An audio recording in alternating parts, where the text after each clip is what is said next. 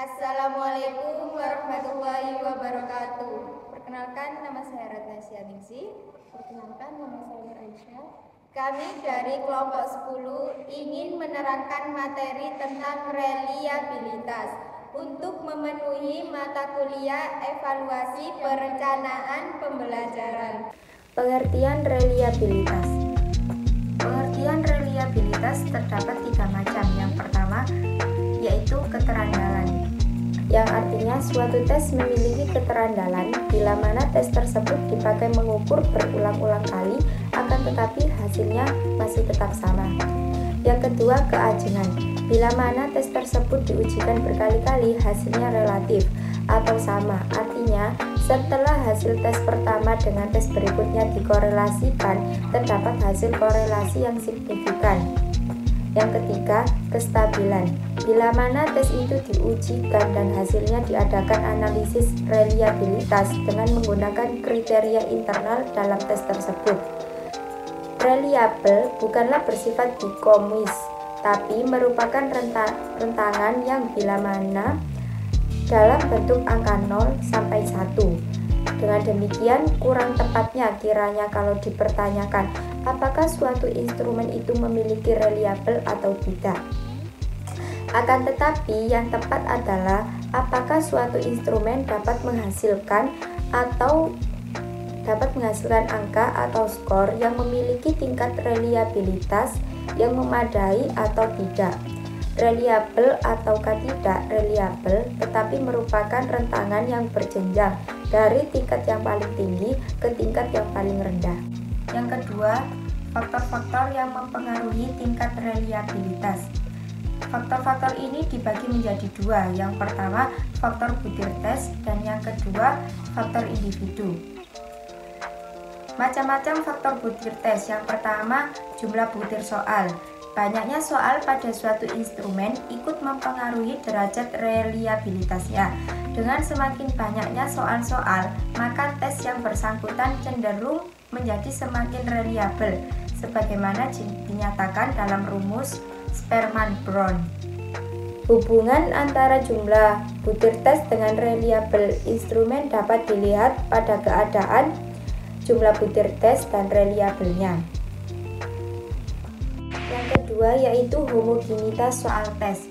Soal yang memiliki homogenitas tinggi cenderung mengarah kepada tingginya tingkat reliabilitas. Dua buah tes yang sama jumlah butir-butirnya akan tetapi berbeda isinya.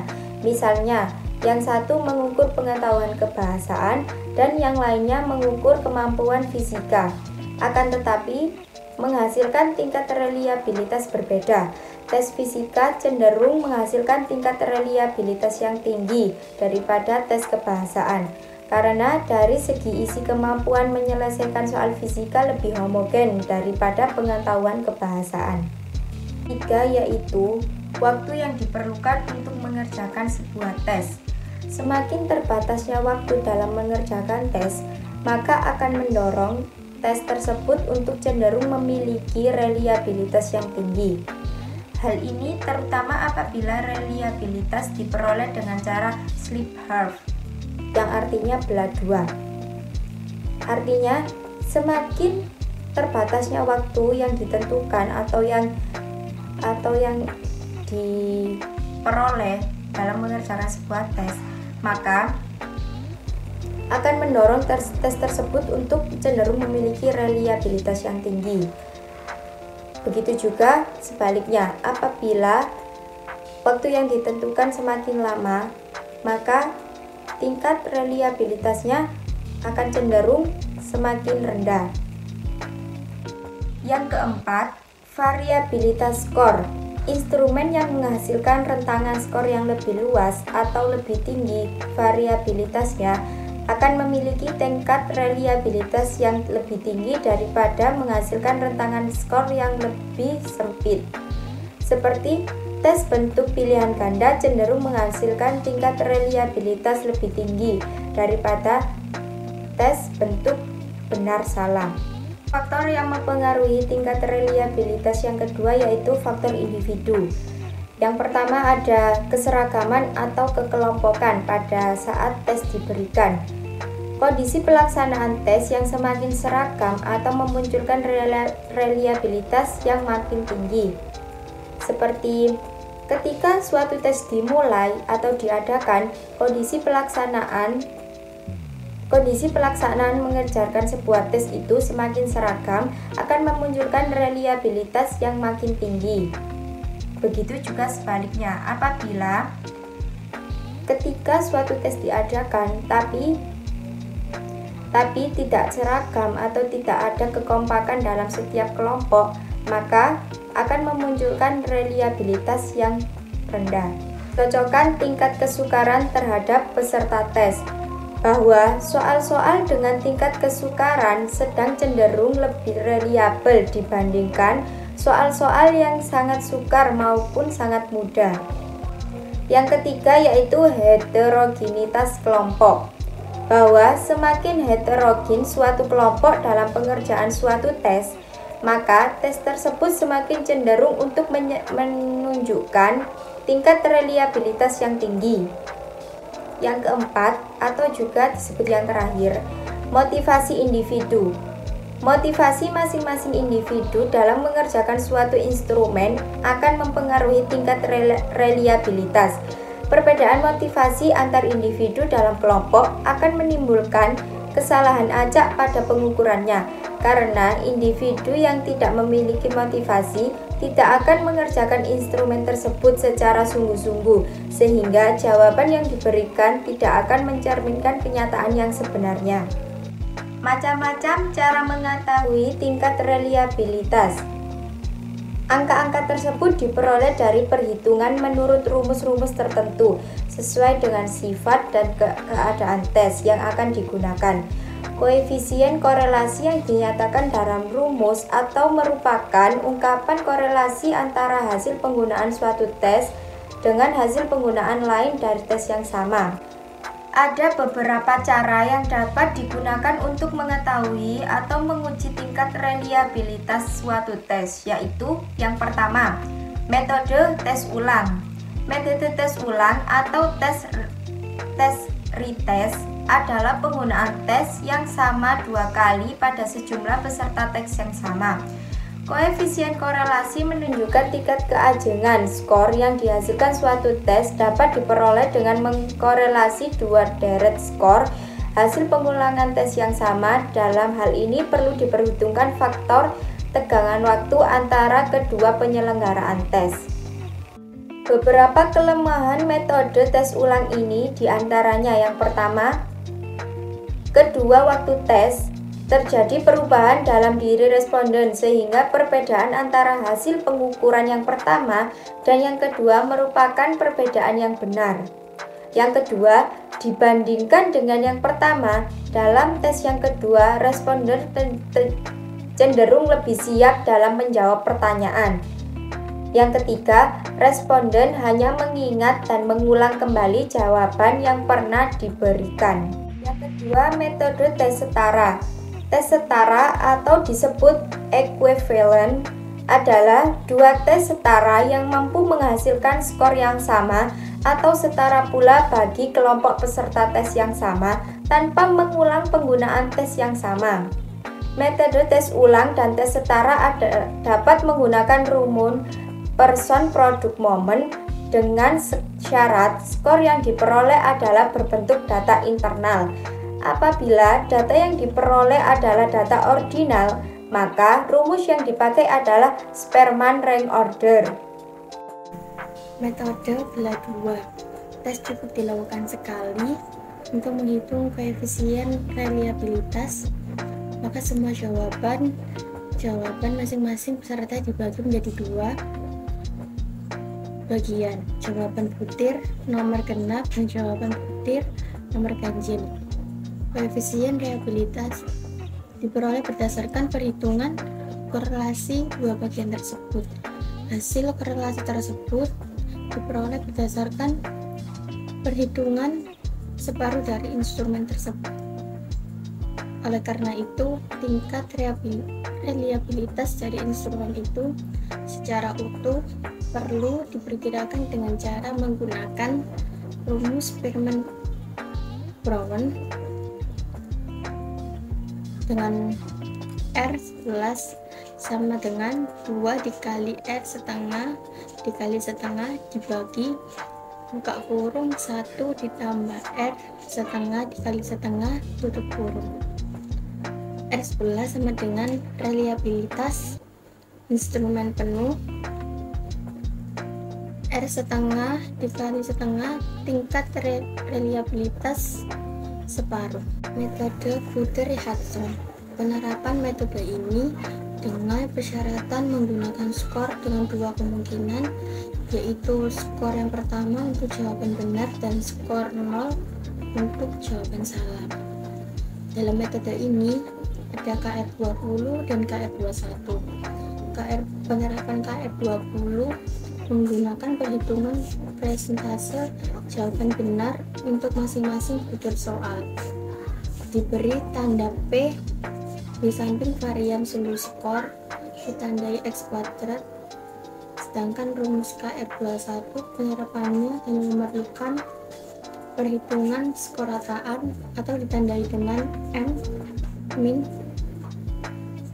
Rumus KR20 R11 buka kurung N dibagi N-1 tutup kurung dikalikan X kuadrat min sigma PQ dibagi X kuadrat tutup kurung. K sama dengan jumlah butir dalam instrumen. B proporsi individu yang menjawab suatu butir dengan benar. Misalnya jika untuk butir nomor 1 ada 10 dari 40 orang yang menjawab benar, maka nilai P untuk butir ini adalah 10 dibagi 40 sama dengan 0,25. Q sama dengan proporsi individu yang menjawab salah. Q sama dengan 1 min P, sehingga untuk butir nomor 1 tersebut M sama dengan rata seluruh skor dalam instrumen S per X kuadrat varian skor total. Metode koefisien alfa. Metode ini digunakan pada soal-soal yang tidak bisa dilakukan dengan skor 1 atau 0 seperti dalam soal bentuk esai. Jadi tidak bisa diterapkan pada butir-butir yang tidak bisa diskors secara dikotomis, melainkan berbentuk rentangan. Rumus mencari koefisien alfa yaitu S11 sama dengan buka kurung N min N1 tutup kurung dikalikan 1 min sigma ST kuadrat dibagi ST 2 tutup kurung. S kuadrat adalah varian skor setiap butir. S per T kuadrat varian skor total. Metode antar penilai. Metode ini diterapkan dengan cara setiap pekerjaan tes dinilai oleh lebih dari seorang penilai, minimal 2 orang, masing-masing melakukan penilaian secara terpisah atas dasar kriteria yang telah ditentukan sebelumnya. Bila skor yang diberikan oleh para penilai itu dikorelasikan, maka hasilnya menunjukkan tingkat koefisien reliabilitas hasil tes tersebut. Korelasi produk momen menghasilkan angka yang menunjukkan reliabilitas satu perangkat skor sebagai hasil perskoran satu orang. Sedangkan untuk menghitung reliabilitas rata-rata dari dua perangkat skor tersebut, maka dapat dihitung dengan menggunakan rumus Sperman-Brown. Metode perkiraan dengan menggunakan dua macam tabel. Satu, tabel untuk dikategorikan sebagai tes mudah dan satu lagi dikategorikan sebagai tes sulit. Cara perhitungan ini dapat dilakukan berdasarkan jumlah butir tes dengan inisial N, rataan dengan inisial R besar, dan simpangan baku dengan inisial SB. Rumus metode perkiraan R besar sama dengan SX dibagi N, X sama dengan skor, N sama dengan banyaknya skor yang dihitung, dan SB sama dengan simpangan baku. SB sama dengan Sx kuadrat dibagi N. Selisih antara satu skor dengan N. Kriteria tingkat reliabilitas yang memadai. Belum ada ukuran yang bagus secara absolut untuk menentukan tingkat reliabilitas yang dianggap memadai. Namun, para ahli cenderung sepakat terhadap adanya ketentuan yang bersifat relatif yang tergantung pada beberapa faktor berikut. Faktor yang pertama berkaitan dengan masalah apakah instrumen itu berupa tes yang dibuat oleh guru untuk digunakan di kelasnya atau tes yang dibuat oleh lembaga profesional atau disebut dengan tes papan. Pada umumnya, tingkat reliabilitas yang memadai bagi soal tes buatan guru adalah berkisar antara 0 sampai 50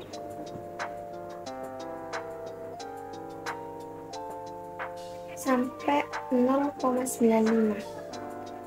Berbeda dengan soal tes baku atau berstandar yang menuntut pencapaian angka reliabilitas tinggi antara 0,85 sampai 0,95.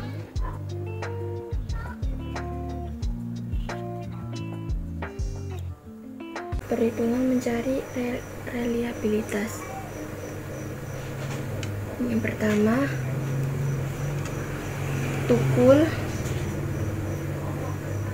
1 0 1 1 1 1 0. Skor totalnya atau misalnya X 5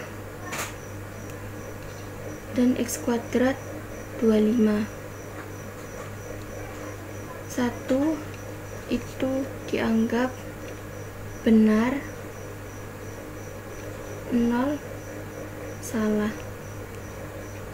1 itu dianggap jawaban benar dan 0 dianggap jawaban yang salah. Yang kedua, jojon 0 1 1 0 1 1 1 sama dengan 5 dikuadratkan jadi 25. Kirun 0 0 0 0 1 0 1 totalnya 2 dikuadratkan jadi 4. Santi 0 1 1 1 1 1 1 hasilnya 6 dikuadratkan jadi 36. Joko 1 0 0 0 1 0 0 sama dengan 2 dikuadratkan jadi 4. Rani 0 1 1 1 1 0 0 skor totalnya sama dengan 4 dikuadratkan jadi 16. Pilus 0 0 0 1 1 1 0 sama dengan 3 dikuadratkan jadi 9. Rara 0 1 1 1 0 1 1 0 0 sama dengan 3 dikuadratkan 9. Karyo 0 1 0 1 1 0 0 sama dengan 3 dikuadratkan jadi 9. Dodi 0 0 0 1 1 0 0 sama dengan 2 dikuadratkan jadi 4. NP dihitung dari mulai atas dari 1 sampai 10 orang. Hasilnya dari baris yang pertama 2 5 4 7 10 4 3. Kita totalkan skor total hasil dari yang jumlahan pada dihitung pada butir ini. Hasilnya 5 ditambah 5 ditambah 2 ditambah 6 ditambah 2 tambah 4 tambah 3 tambah 3 tambah 3 tambah 2 sama dengan 35. Hasil dari X kuadrat 25 tambah 25 tambah 4 tambah 36 tambah 4 tambah 16 tambah 9 tambah 9 tambah 9 tambah 4 sama dengan 141. Q sama dengan yang menjawab proporsi yang menjawab benar 0,2 0,5, 0,4, 0,7, 1, 0,4, dan 0,3. Ki yang menjawab berapa opsi yang menjawab salah? 0,8, 0,5, 0,6, 0,3, 0, 0,6, 0,7. Peggy, tentang perkalian 0,16, 0,25, dan 0,24, 0,21, dan 0,24, dan 0,21. Peggy sama dengan 1,31. Sekian dari materi yang kita jelaskan. Semoga bermanfaat bagi kalian semua. Wassalamualaikum warahmatullahi wabarakatuh. Thanks for watching.